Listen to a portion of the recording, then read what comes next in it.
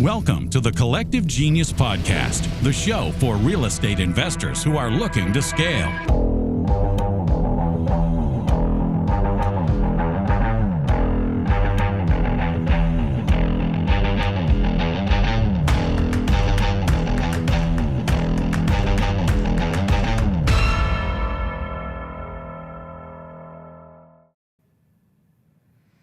As my good friend Jetro would say, we are absolutely on fire today with live Collective Genius Podcast. Welcome back in.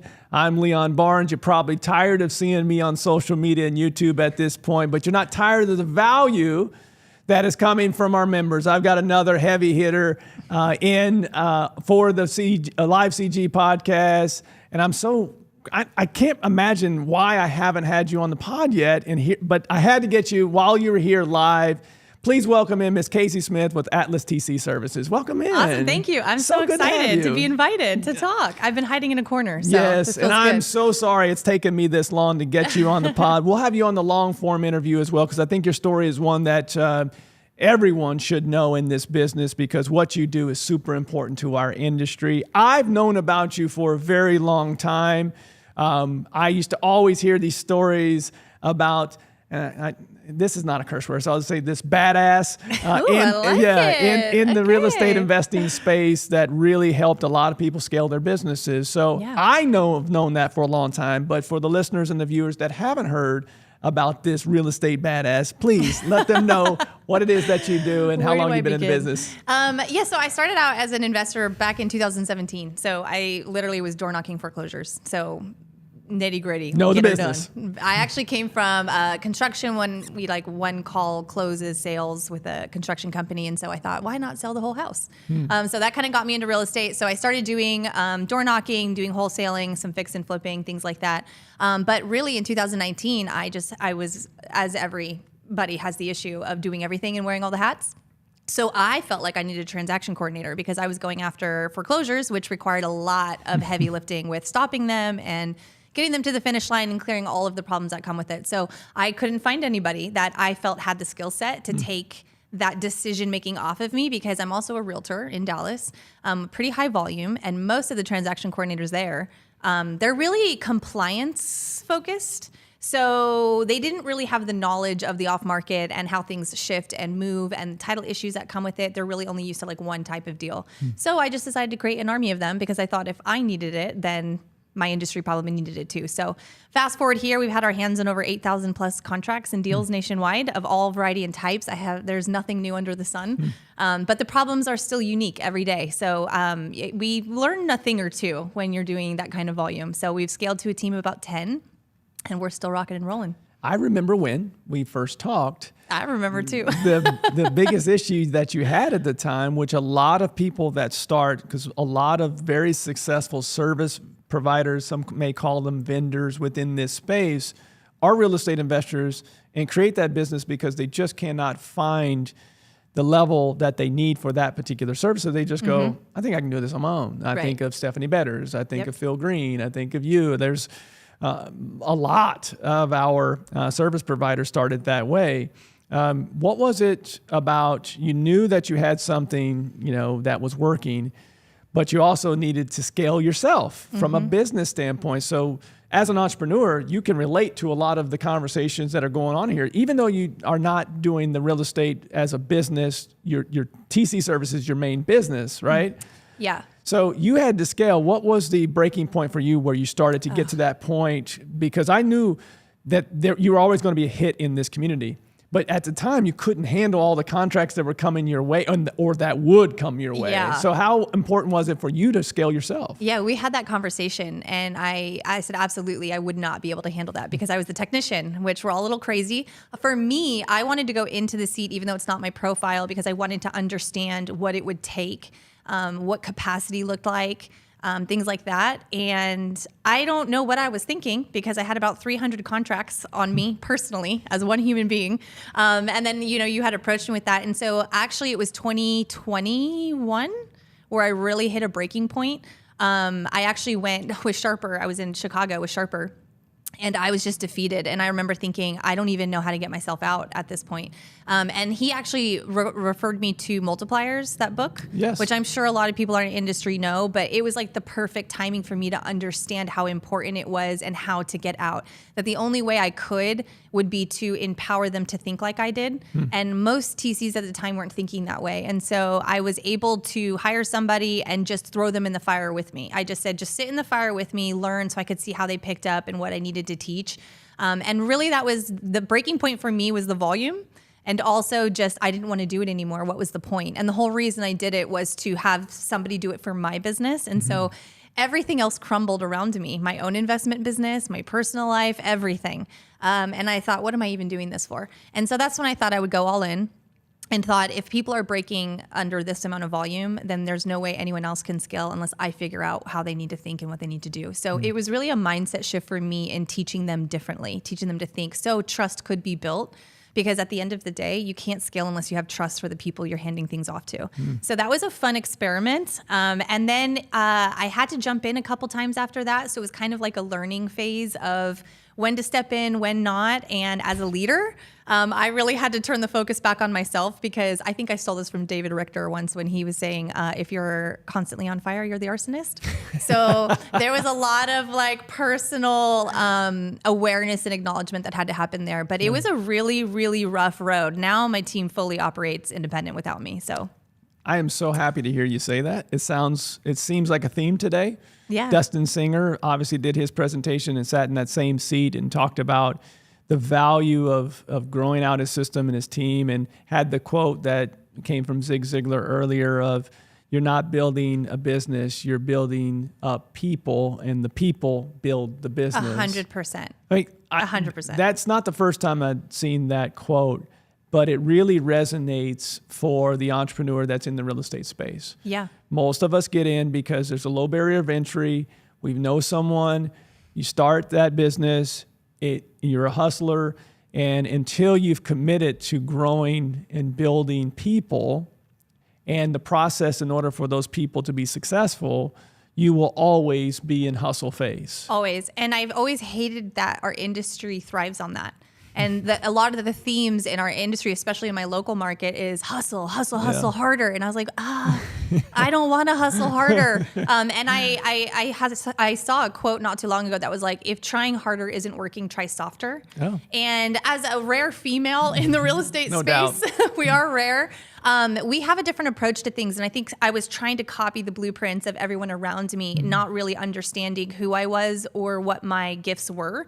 And so when we go in these rooms and we hear about how someone's doing something or how someone successfully changed their strategies, but does that work for who you are? Like, is that how you want to live your life? I just came out of a room.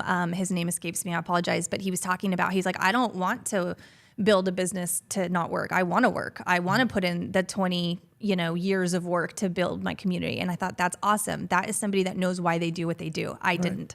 I was like lost sight of that. So I think it's important that you do go back to your roots and figure out, what does it look like for me in this space, and who am I, and how am I bringing that to the industry? And I think that's when you start to make a little bit of headway. To clarify, she's not saying that you can't work hard. We all have to work hard in order to build businesses. And even when you get to a point where you have a team you trust, you're still going to work hard at the next thing, because you have to lead and continue to lead people to level up the business and your team. The one other thing I was going to say there is, you said, if trying hard isn't working, try soft. It reminds me of, when I'm reminded, when people say, I'm grinding, I'm just grinding, like you were saying before, I'm on my grind. What happens to things when they are grinding all the time? They pulverize. They break. They disintegrate. They, like you said, they pulverize. At some point, the grinding is going to lead you into the ground. Yeah. Right. And so what we're talking about here is building out team, process. And in your particular case, you have found a niche that works really, really well for you. And I was recommended, Sharper was one of many that said, hey, we need to get Casey in this group. Before you were even ready for it, they were like, she needs to be in this group. She has the type of value system. She's a giver. she's somebody that we should have in this group. And we talked about it. You weren't ready at that point, but then you came back. You're like, hey, all right, I've got my team now. You went through that transformation, you said in 2021 and beyond. What is it about the TC service specifically? Like, what are you seeing right now that people need the most help with what you offer? With what I offer. So what I'm seeing is a lot of teams they expand and then they expand and contract, right? As the markets shift and we figure out what we want it to look like. The transaction coordinator piece to me is the most neglected of the entire operation. And we do a heavy focus on leads and marketing and dispo. Right now, dispoing is a problem. But also the quality of the deals that you're looking for, a lot of them have issues, right? Complexity is up, volume is down, and a lot of that low-hanging fruit just isn't there, which means that we're often going after bigger problems. And so I think a skilled transaction coordinator is somebody that when we look at our cash conversion cycles and when we look at our ROI, a lot of times we just keep it in the marketing and the contract, but we don't understand that your ROI shifts into execution once it gets contracted. And now you've got 30, 60, 90 days of protecting that ROI. And there is one person that's in that seat, and that's a transaction coordinator. Yes. And the problem is that they are seen as admin paper pushers. They're the ones that make sure the contracts are signed, that are following up with people. Reality is, they have to ask the right questions to the right people and make sure everyone's in line when they only have pieces of the puzzle. So to me, a transaction coordinator is like a general on a hill. There's somebody watching all the little parties who are going to war, who's behind, who's lacking resources, and they are delegating out the big picture in order for an end result. So a TC needs to have, basically their goal is to get that contract closed, right? I don't think a lot of people pay attention to the skill set in that seat. So a TC not only has to have contract knowledge, they have to have strategy knowledge. They need to understand all of these different acquisition and disposition strategies, the liabilities that come with them, and they have to be people. They have to also understand how to calm down the seller or how to make everyone reset their expectations when they aren't met, because it's not a matter of if, but when something changes on a contract.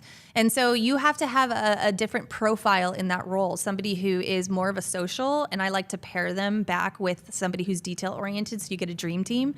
That prevents fallout. It prevents you jumping back in when something goes wrong. And instead of them sitting there and saying, what do you want me to do? They're going to say, this is what I know. This is how you can solve it. It's going to take X amount of time.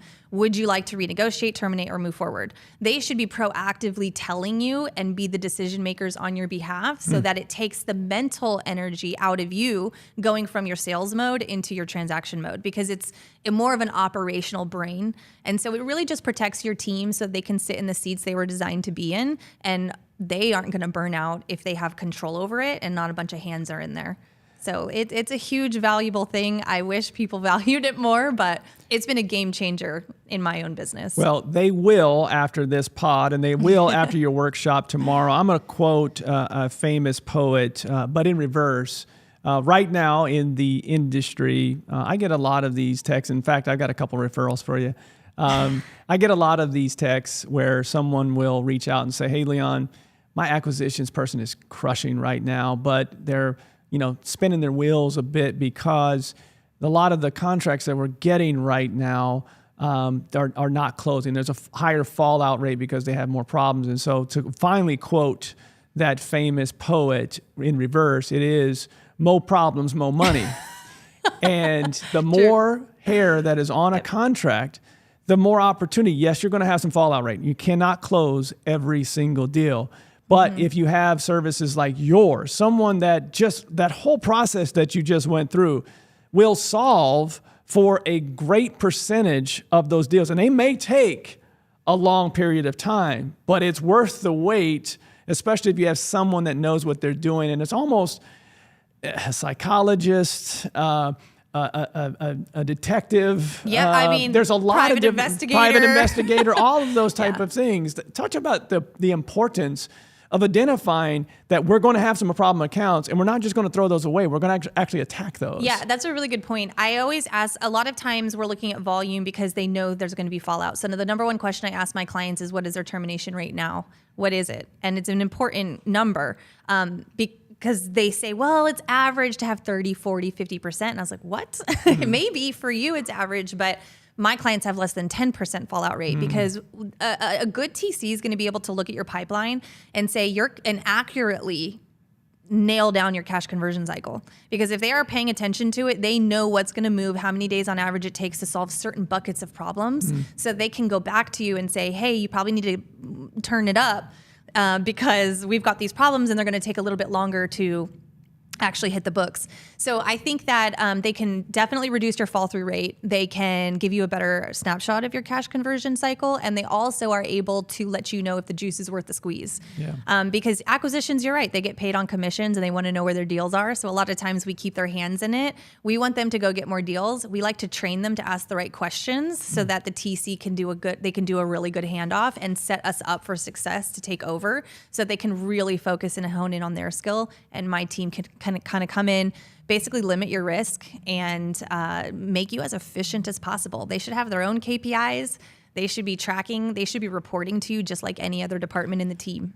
If you do not have that type of process for your transaction coordinator with these contracts that are coming in, you've got to reach out to Casey. I mean, what she just gave you is a master class of adding revenue to the bottom line that you're probably throwing away right now because you don't want to tackle those problem contracts. We got to get to what you're actually presenting on tomorrow because we can talk about this. In fact, we'll have another conversation, longer form on our Tuesday podcast that we drop. But tomorrow you're doing a workshop.